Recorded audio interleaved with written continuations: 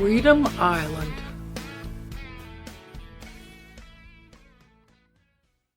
So one of the things about these people that Uncle Boyce and people he follows, like Ted Edward Jones and all them, one thing they hate is that dream thing where if you are from somewhere else and then you have kids here, then the kids are American, and they hate that and they think it's wrong. So of course they didn't care where I was born at. They wanted to know if my parents was born here because to them, if your parents was born somewhere else, then you're still foreign. Like, I don't even understand how people feel okay about that or feel good about that or whatever. When mom and daddy got married and started a family and all that, a lot of people in their family had a wife or husband that was from somewhere else, like they were in the military and they met somebody overseas, or people they went to church with was from different countries sometimes, and a lot of people in the manufacturing plants and stuff. And it used to be you came here for a golden opportunity and all that stuff and work, and people used to admire them that they came from other places and talk about how smart they were to go from this bad country, especially if it was like a communist country or something, and that was really good that they would want to come to America and work. But and I'm not saying every single person that comes here is a really good person that works hard. I know there's bad people that come, but just like any family, any group of people, there ain't any group that's everybody in it is good. I know. But a lot of these people, that's what they care about is where your mom and dad came from. And that sounds like, well, it sounds like to me like in the war, the Second World War. Sounds like Germany, don't it? Where you have to prove your papers. I think they would have to show, I don't know how far back they had to go, but they had to show that they didn't have nobody Jewish in their family, like not their mother and daddy, not their grandparents. I didn't even know how far they had to go back. And people would be searching in their history to try to find out if they had one Jewish person in their family somewhere. Crazy. So the Ted Edward Jones people and the other people that Uncle Boyce was buddying up with had put me through all this falderall with getting a Signal app for the darn smartphone. And then I got told to go to this free website somebody made on Weebly. And that was so they could interrogate me about my family. You did have to log in. They had made it so you couldn't go on without putting a passcode that they gave you. I'm going to be honest, I have this feeling, because there wasn't no greeting or no personal thing on the message. I think they just had one passcode. They just gave it to everybody, and they just had an email or a text or whatever, I guess text, that was already made up, and they just send it to everybody who asks, which then you'd think that would take about 5 minutes for other people to figure that out, but whatever, not my problem. It was kind of funny in a scary way, I guess. Because some of these people they're definitely armed to the teeth, and it's, I don't know if is it funny? Oh no, I can't even tell if I'm laughing or scared or what. That they're both got so much bullets and machine guns and rockets and I don't know what they've got, and yet they're so dumb at the same time. I don't know. So that, of course, made it a lot more enjoyable when I was filling out this form with the crazy website people. It was especially good because my mom wasn't even born in the United States. She was from Vancouver Island in Canada. My dad was from Seymour, Indiana. Seymour's down in the south, down around where Columbus is, kind of. And he couldn't find a job down there. So when he got out of school, one of his brothers had gone over to the West Coast and he was doing lumbering somewhere around Seattle. Not in Seattle, but like north of where Seattle, Washington is, up in the woods there. And so Daddy went where his brother was. And it was dangerous work. My other uncle is Uncle Alan. Alan was suited for it. But Daddy, just the uncertainty of it made him nervous. He said he could feel like he could trust himself when it came to managing these heavy logs He wasn't in the part where they're chopping down the trees and timber and all that. I don't even know how they cut those down anymore. I don't think they stand there with an axe and a plaid shirt on. But however they do it now, and however they did it when Daddy was doing it, I don't know. But they have to load the logs and move the logs and transport them and stack them and stuff like that. And it would be so easy to get your head knocked off, you know. It'd be so easy for a load of lumber to fall over, or for you to get your leg or your arm in between two logs and things like that. Daddy always said it wasn't that he was worried that he didn't know what he was doing. He'd look around at some of these guys he was working with, and he would say, well, I don't know whether he had a fight with his old lady. Was he up all night and he never went to bed at all? Did he get blind drunk and now he can kind of see out of one eye? He didn't know who he was dealing with, and he said, when you see how people drive on the interstate, he couldn't imagine trusting his life to somebody that can't use a turn signal on the road. And he would say, well, the thing is, it might not kill me, whatever they do, but if somebody makes me lose an arm or a leg, and Mom would say, now, don't be morbid. And he would say, I'm not being morbid. I'm just saying how it is. And somebody comes and does something foolish and makes me lose a leg. And then us kids would start, because we knew where he was going with it. And he would say, I would have to hop for justice. I would just, I'd have to hop after him and catch him unawares with my one leg. Until I tracked him down and exacted my justice. And my mother would say, oh, I'm going to go in the kitchen. I got to look at whatever's cooking, you know. and, uh, and oh, funny. I miss them both. So anyway, Daddy didn't want to work moving the logs up in the woods in Washington. But while he was already over that way, he found out that he could get a pretty good job with the Merchant Marine. They used to move parts of buildings and stuff up to Canada and up to Alaska, up along the west coast there.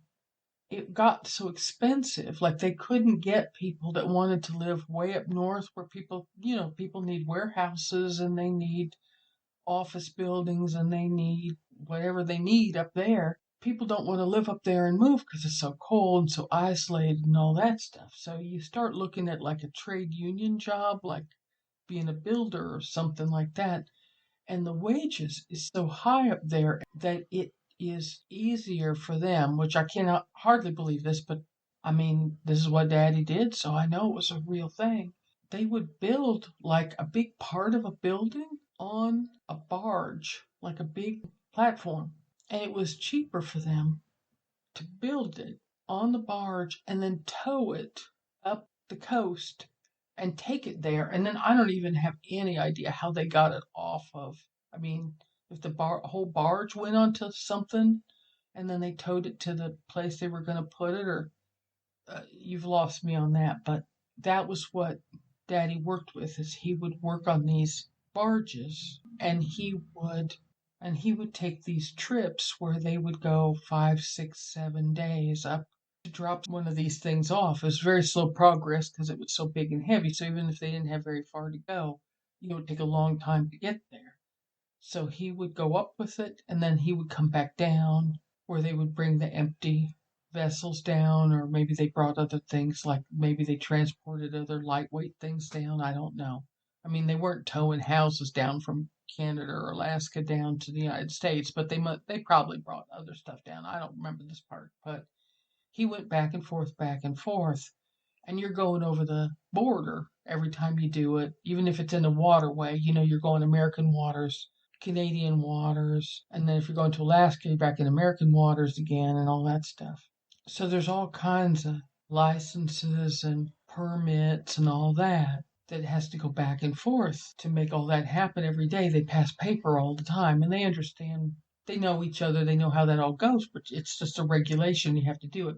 Daddy ended up doing a lot of that. He was one of the few that could really read good. and do computations and things like that. A lot of people that live their life out on the waterway and get these good hard jobs done did not always get all the good schooling.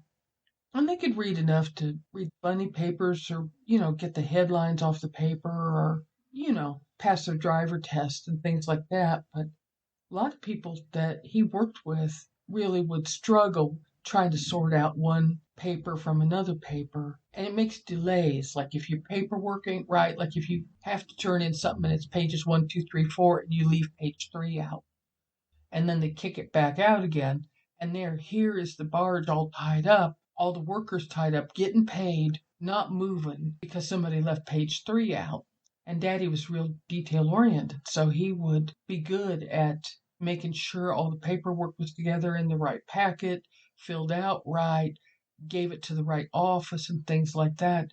And they could keep things moving along. So he always had job security just because he paid attention and also because he had a pretty good school that he went through. It wasn't that the school was any great shakes, but he had some good teachers. He always said he was really lucky. He always wanted me to be a teacher. I wasn't made to do that, but that's what he wanted me to do because he felt like by having good teachers in school, he had 2 or 3 that was really good and felt it gave him a lot of benefit in life. So that's how he met Mom. Is Mom was working in one of these permit offices, and he would see her 2 or 3 times a week, dropping off things, paperwork and stuff. And then she took a shine to him because he made everything easier. Before he came on the scene, she had a lot of stress and conflict and problems with people because their paperwork wasn't right. And some of these guys, how they would work things out as far as being out on the dock or being out loading on the barge and stuff, is you raise your voice up loud like a orangutan and you make yourself big and get in other guy's face, and there's arguments about what's the right way to do it or how to do it, and whoever is the loudest or the biggest or has the most friends or whatever is the most senior or something, maybe they can get their way.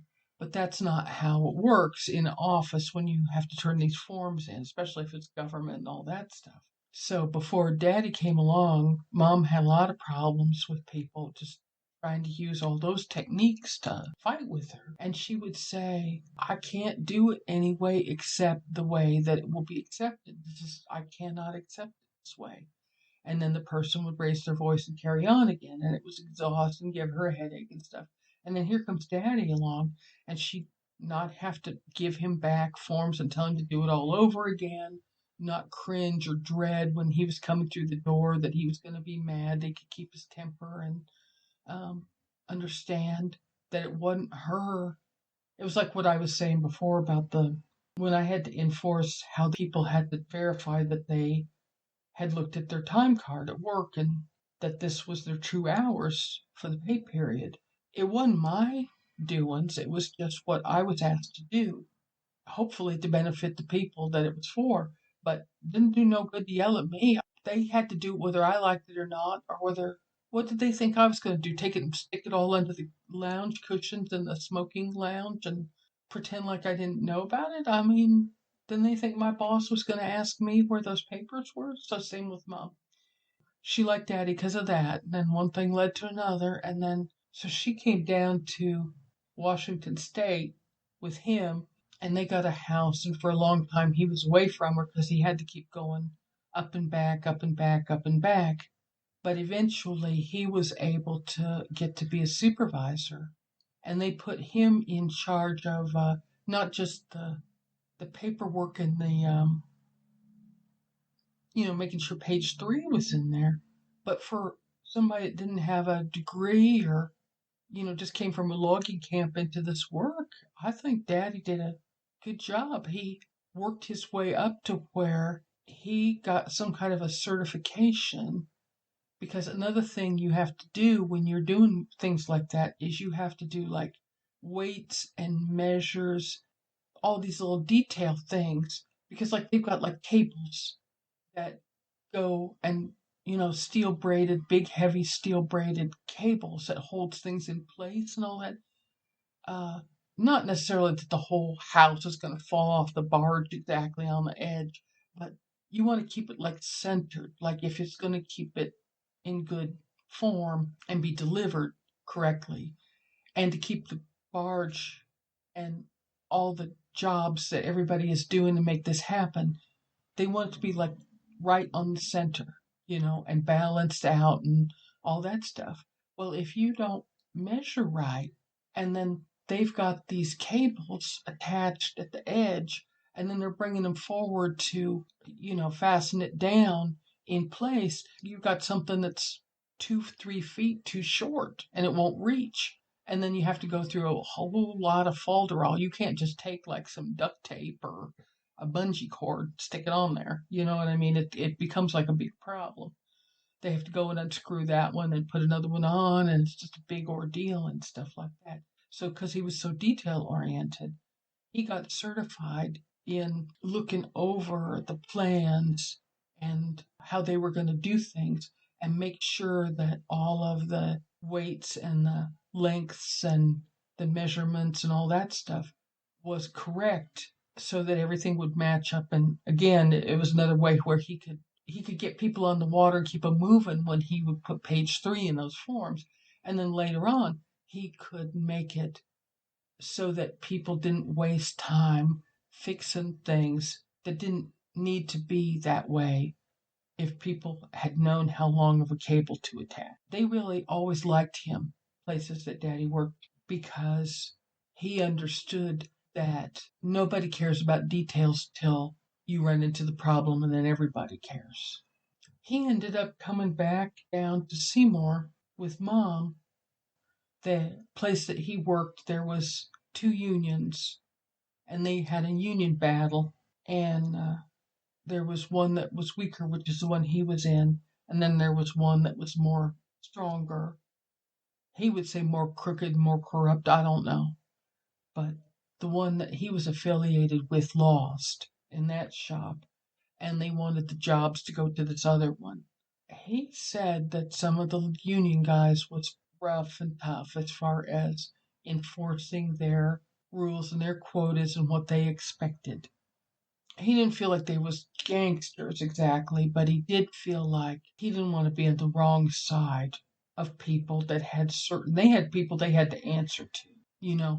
If you had to have a crew of 115 people, and so many of them was supposed to be allocated here and so many to be allocated there at this pay rate and that pay rate.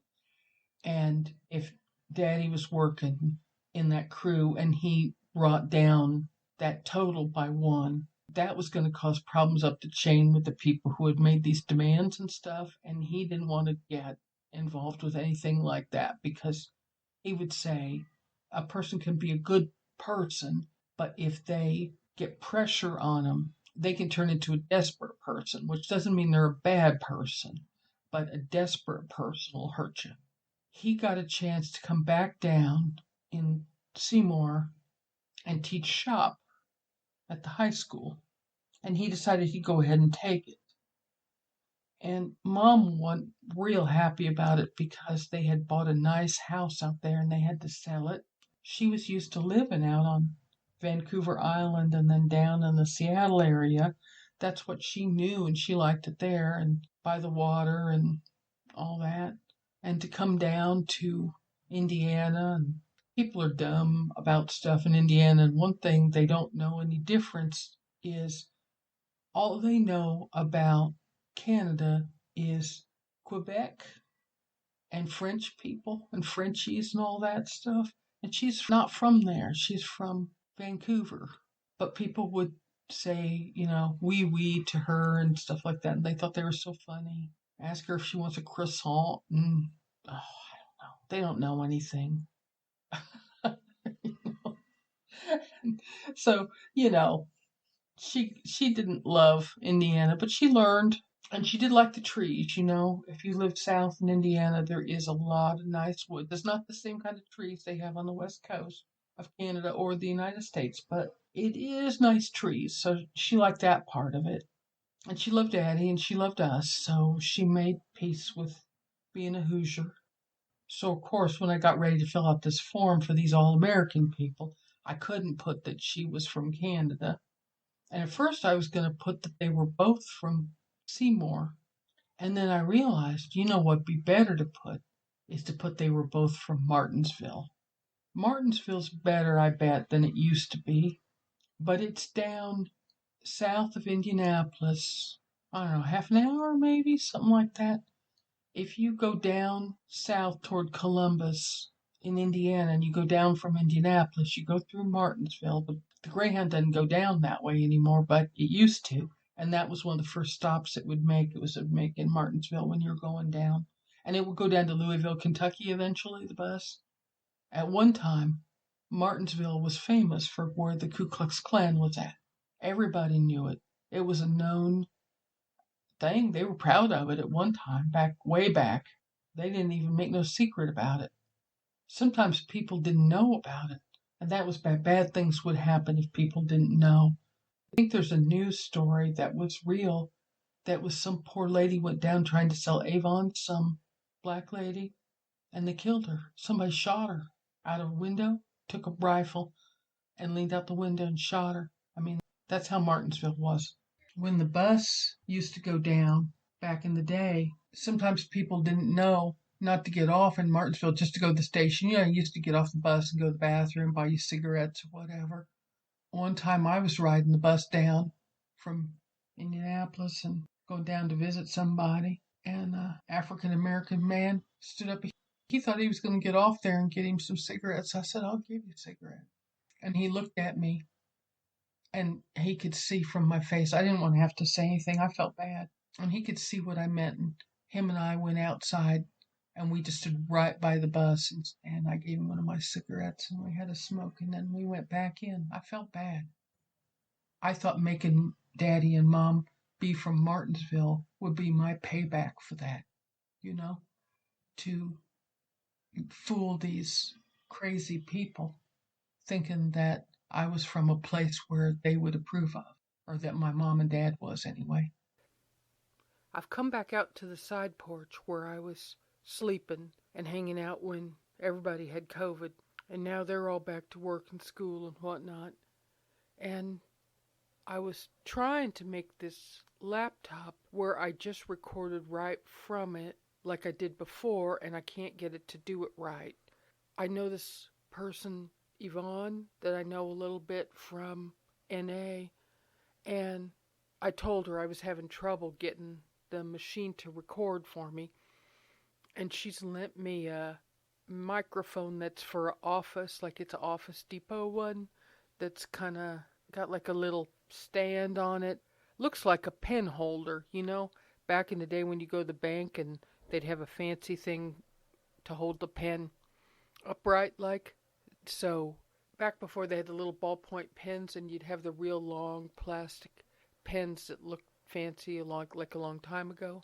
That's what it looks like. But anyways, why I wanted to get the microphone to work on the laptop the right way is because I got a pack light and I got to get out of here. I came out on the side porch here and did this little bit of recording, and I told him it was because Lauren forgot and put the dryer sheets in, the ones that has Febreze in it. And if I breathe Febreze, I get a headache. So they told him that I had to come out here to get away from the Febreze, but I don't want him to hear what I'm saying. I've been thinking, talking, getting on Signal and all this to try to figure out what to do about Uncle Boyce and all them. And now I see I just got to do something. I've been waiting. I think I've been looking for some reason to do something, and now I think I got enough reason. For one thing, just a little while ago after I finished the first part of this recording, I went in the kitchen and I saw my brother's phone. He don't never leave his phone out for people to see. And it was sitting on the kitchen counter, and he was in the shower. So messages was coming in, and one would roll in and another one would roll in and another one roll in. And I happen to know that number, that those texts are coming in, and it's Uncle Boyce. My brother told me that he hadn't talked to Boyce for 3 or 4 months, so that was a lie. And here's Boyce. I didn't have time to read it, and I didn't dare touch it. He might even know I moved the phone. I'm feeling more and more nervouser about being around my own family. So, but I could just see one roll in and another one. So whatever Boyce was saying, it was too long to fit in a text, one text. So he was in a text and then a text and then a text and a text. So it had to be some kind of directions to somewhere, or it had to be a plan or something complicated, that it wouldn't all fit in one message. So that got me worried. Then I was thinking about what I said before about that man that wanted to get off the bus in Martinsville, where I said Mom and Daddy was from when I was filling out that application for this group that Boyce was in. And that was weighing on my mind. And then the other thing is that finally I got through all this stupid application and all this stuff, and it's been going so slow and it's been so complicated. I didn't not expect for a minute to hear anything for a week or a month or ever. And it wasn't an hour after I got it in that I got an access code thing. And it turns out that there's ways that you can go on and you can look at private YouTube. I guess it's YouTube. You see videos. I don't actually know where it's at. You put in a privacy key and it takes you somewhere to look at videos. They look like the ones on YouTube, but I don't know where they're at actually, now that I think about it. And I think a long time ago, when I was first doing these logs for my caseworker, I put about how there's that vocational center for the prisoners of people that's getting out of jail soon up in Detroit, and how they have what was supposed to be a work center, but it's really a place where a lot of these conspiracy gun people and all that, they're running some kind of a group directly out of there. And I don't know what all is going on, but what little bit I saw scared me to death. And it's right there, and it's not shut down. Somebody has got to know somebody within that and get evidence. And as far as I know, I'm the only one that I'm aware of that knows anybody, and I know my uncle, and my uncle's in there with that. I don't see how I can get around it. I don't see how I can not go see what I can do about it. So Yvonne, same one actually from the NA group that let me have this microphone to use, she's got a house up there, not too far from that center. It's just a block or two over. And a lot of people moved out from around there. There wasn't jobs and stuff in Detroit and everything anyway. It went downhill. But then on top of that, when they put this prisoner rehabilitation work center or whatever in there, a lot of people in the neighborhood didn't want to be around it, which Yvonne says is silly because there's a lot more correctional officers and a lot more police around there than there is any place else, hardly, for miles in each direction. But anyway, so she's got a house up there, and she wants to give it to her son, and he's going through a divorce, so he can't take it yet because their money and their finances and all that stuff. So she's holding on to it for him, and she would just as soon have somebody in it as have it sit empty and people bust in and, get the pipes out of it and so on.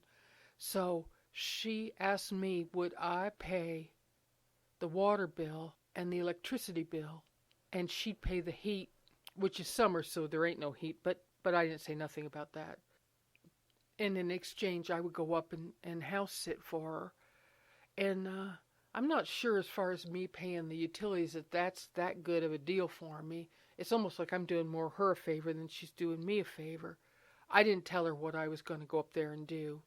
I told her that I was thinking about relocating, and I wanted to go up and, see the area and stuff like that. And a lot of people in NA move somewhere else when they get done with their things they're court ordered to do. They want to get a fresh start, and they want to get away from people, what they used to know that got them in trouble and so on. So it wasn't too surprising to her that I would want to go somewhere else. And also one thing about NA, you just don't ask too many personal questions. You don't want to tell a lot of things about yourself, then don't ask a lot of things. So I'm going to go up there, see the house. I'm just going to take like a backpack and go up and see what it would be like. I can take the Greyhound up.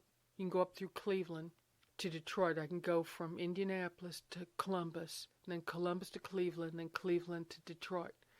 I'm going to have a mask on the smelly bus and be suffocated half to death because COVID's still around. But I'm going to take the bus up there.